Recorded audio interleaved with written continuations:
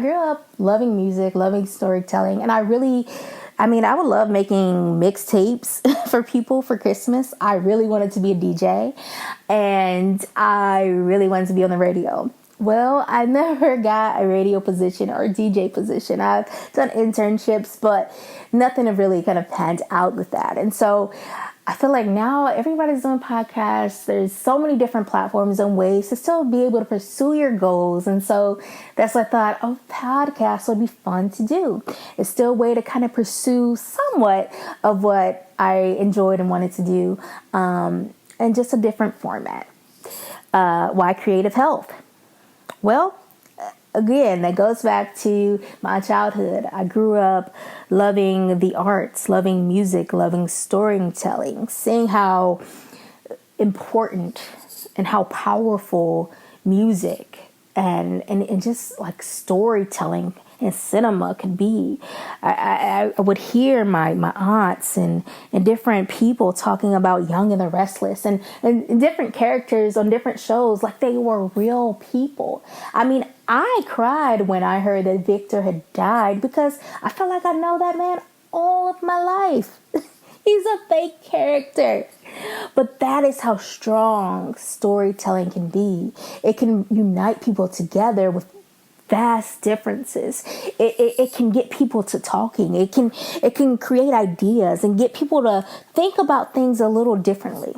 And so I wanted to, create with music and film and put it together. When I saw Waiting to Exhale and I just saw how the music fit so intricately into each script, each scene, each storyline, I knew I wanted to do that. My defining moment, because I always grew up in the church, singing in the choir, praise dancing, playing instruments, always passionate about that. But it was when I first heard Whitney Houston singing I Will Always Love You on The Bodyguard. My goodness, I stopped in my tracks. What is that?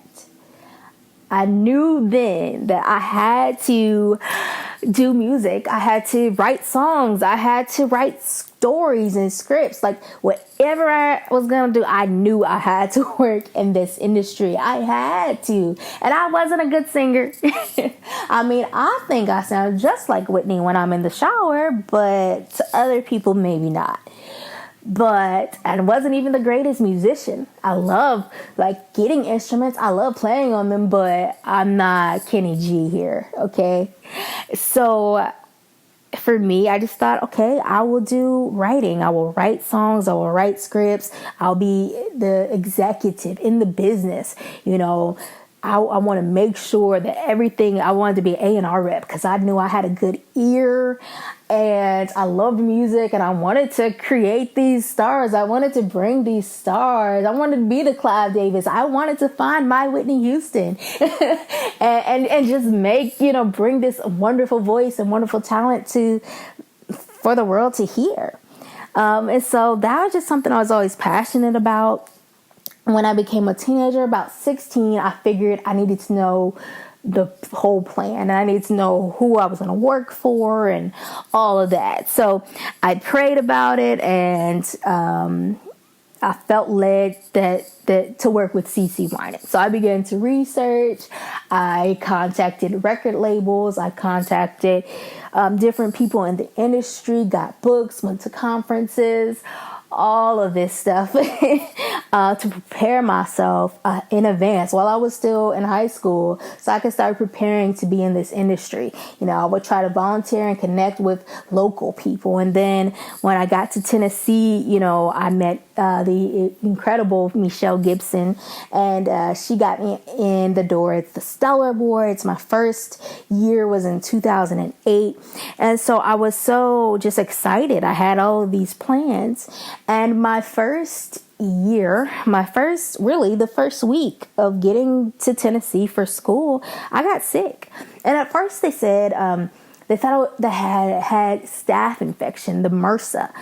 And so went through a few months of them, giving the medication for that, and that never really clearing. I had to take tests in separate rooms. I couldn't be in the rooms with people because I had been told that I had this infection.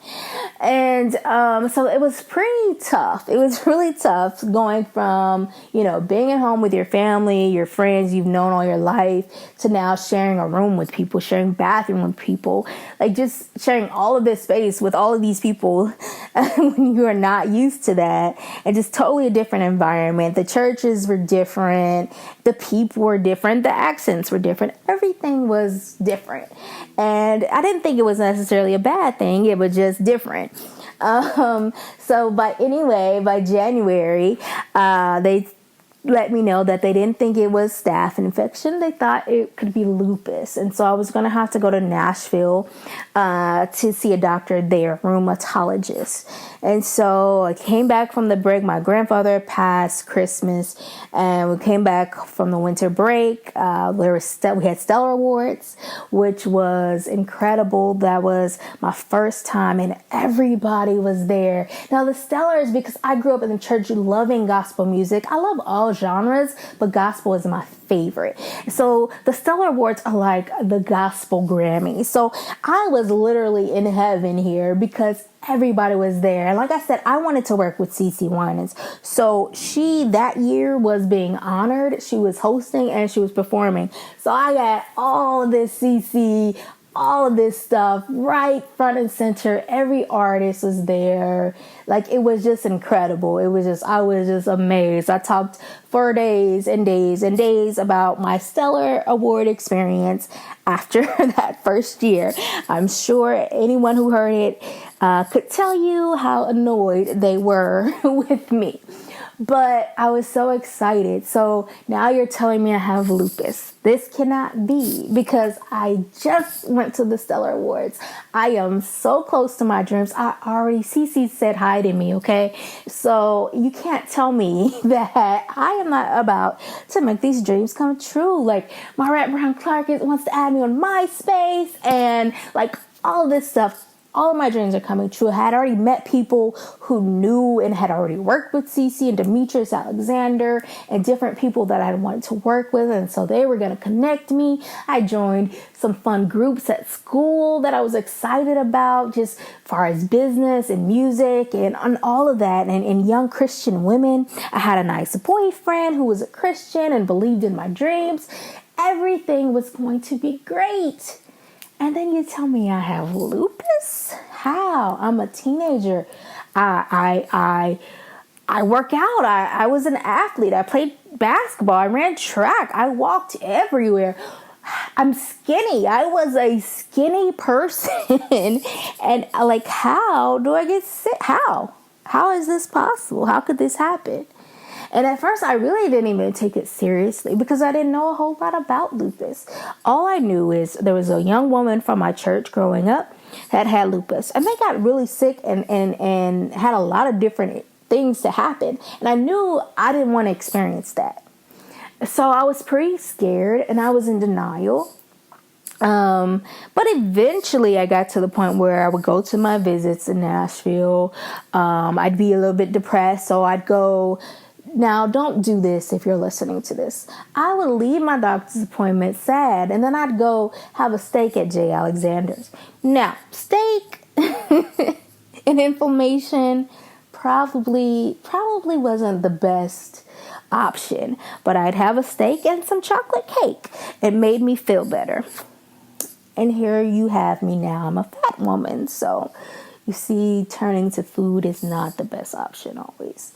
But I didn't take it seriously. It wasn't until Valentine's Day that same year that I was walking, and literally in the middle, just walking down the street, and then I couldn't walk anymore.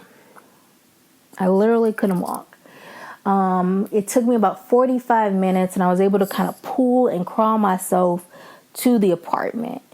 But that was probably the scariest day, that first onset, because even though, yes, I'd had these scars coming on my face and this pain and just all of this stuff happening that I didn't know why and how to fix, me not walking just out of nowhere, it really impacted me greatly. And so then I went into a pretty bad depression because I was in severe pain every morning. I couldn't sleep. And I figured, here I am. I came here to pursue my dreams and to serve God. My dreams weren't bad. I wasn't trying to be a porn star here. I wanted to work in the gospel music industry and be a light and witness to people. So how could I get sick? What was wrong with me? Why didn't God love me enough to not allow me to get sick as a teenager in college? Who does that, And so I was pretty depressed. I wouldn't do really anything. Even when I'd go out, I looked pretty bad. Pretty terrible. It was pretty bad. It was a rough patch. I ate and I slept. A lot of that whole semester, I can't even remember going to many classes. I think here and there, but that entire semester was just very rough. At that point, I probably should have gone home, but it was just in my mind that, well, if I just keep trying. So then the summer came and I had decided, okay, I'm going to take my medicine. I'm going to start looking into holistic methods. I started working out. I went home for the break and spent some time with my mom, got my license, or came back home with a car, found a job. I was excited about the semester. I was like, okay, I'm going to attack the lupus, but I'm going to stay focused on school. I'm not going to give up on my goals or my dreams. It's not over. And then that week, then one day I woke up depressed, super down. I didn't know why. And Obama, so this was before he had been elected as president, so August of '08, and he was at Belmont University. And Belmont was my first choice. I was going to go to Belmont first, but I ended up going to MTSU for money. But alongside of my music business, film careers, I also had a passion for law. So I had always planned that, okay, I'm going to do music business, get my film degree, and then I'm going to go to law school. But my family had some uncles and different relatives who thought, no, you should just do law. You're really good at this. I had done some business law classes and econ classes, and even my professors were like, oh, you're really good at this. Maybe you should do this, and you could always do the music stuff later, And so that day I felt like I just want to go home. I don't want to be here anymore. I'm going home. I'm calling my mom. I'm going home. I'll just do law, whatever. And I don't know why I felt that, because all week I've been feeling good. I had got a job. I was excited about the classes I was taking. Me and the boyfriend had broke up because this was a bad relationship, and everything was going to be fine. I was on path. I was going to be good.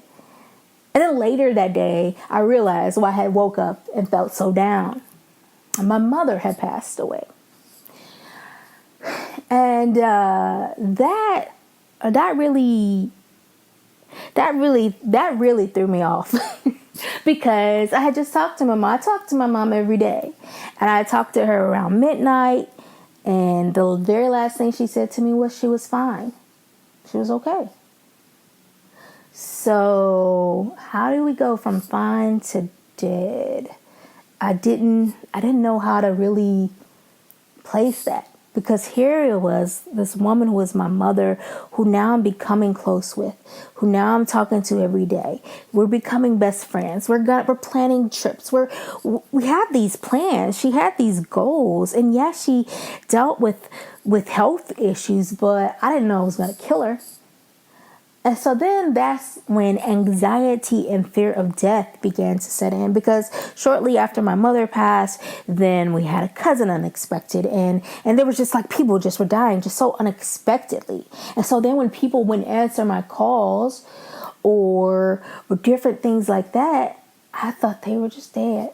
Maybe they were in a car accident, something happened, they're not answering, I've called 3 times, something is wrong. And I was already having the depression, the lupus, and now here, extreme anxiety, panic, and fear. And it really just went downhill from there.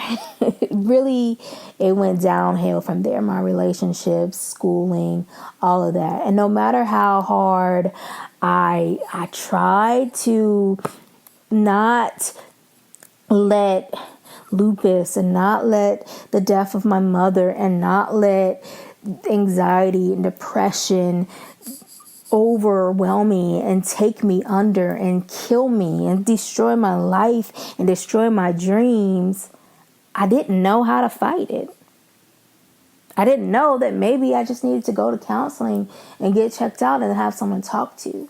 I even had joined a church and put so much of my time into this church because I thought, well, if I put my time into something good, then good will come. Maybe I won't be so depressed. Maybe I won't be so anxious if I keep going to church. And so I was at church every time the door opened, I was at church. If the doors of the church weren't open, I was helping the people at the church, whether I was taking their kids to their rehearsals or picking them up from school or volunteering somewhere, helping with the tea or whatever, different events and things of that nature. To eventually, those same people at that church that I donated my time, my money, my resources to, instead of them saying, we need to get you into a counselor. Something is off. Something's not going right here. You've lost your mother. You've got lupus. All of these things at once for a teenager is a lot. And maybe we should get you to counseling. They didn't say that. Instead, they said that I had demons and I needed to be delivered.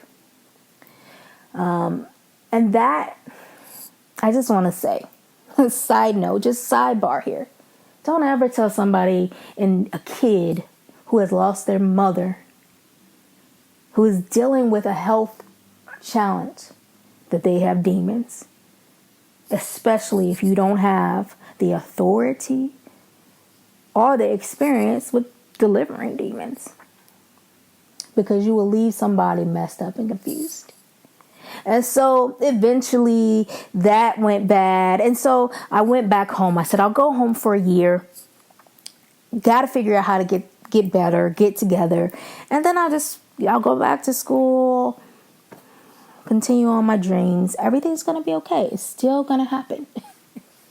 And here we are now, 10 years later. I moved to Ohio in 2010.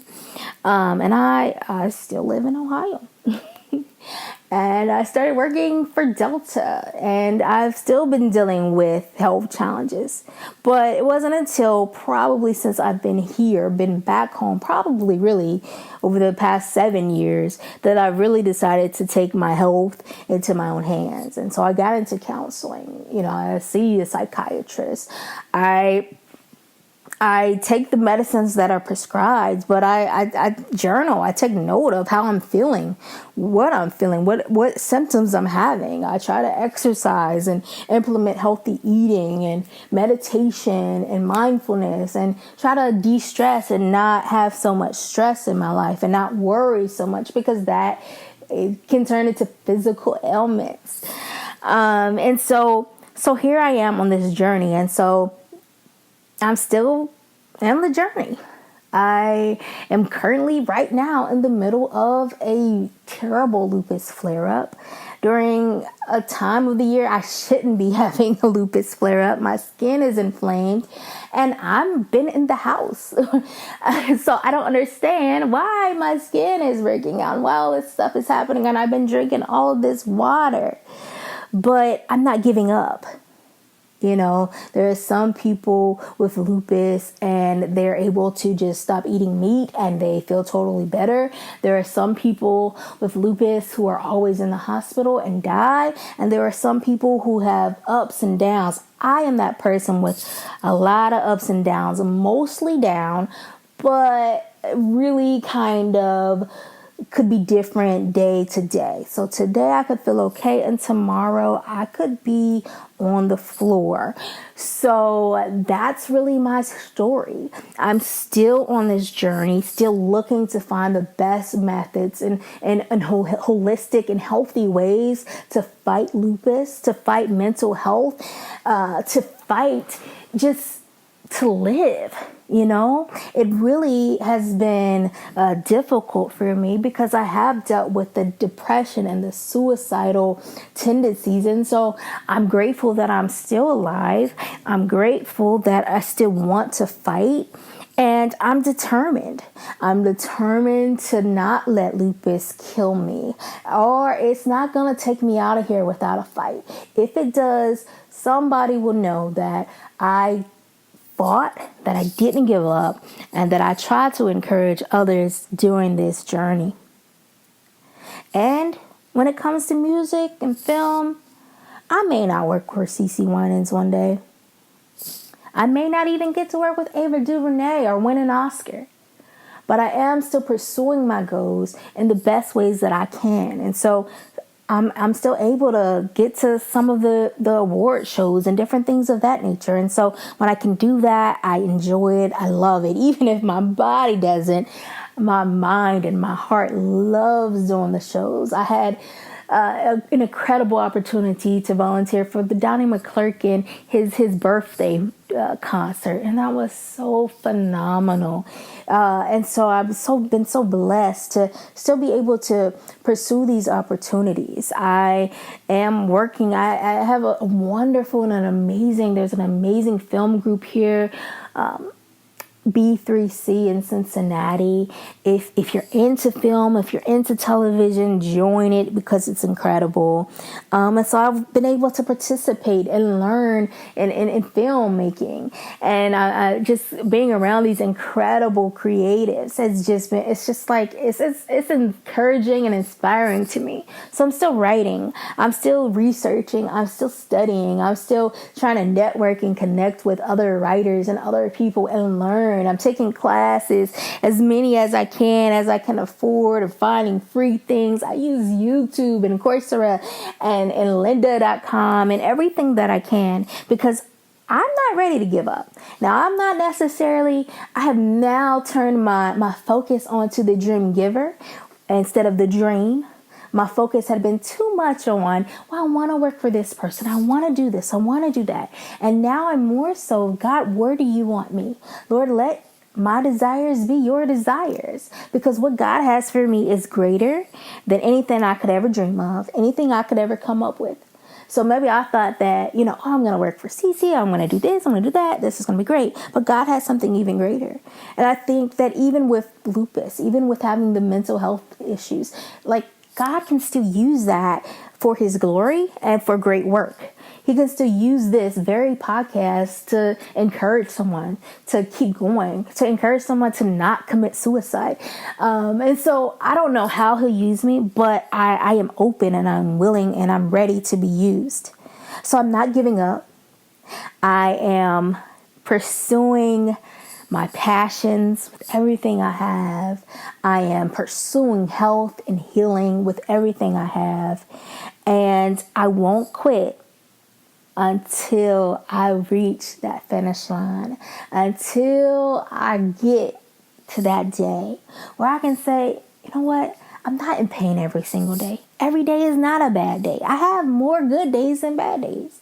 And I believe that day will come. So this podcast, like I said, is really to encourage you. If you're living with a chronic illness, maybe you've set your dreams aside. Maybe you feel like the time is past and it's too late.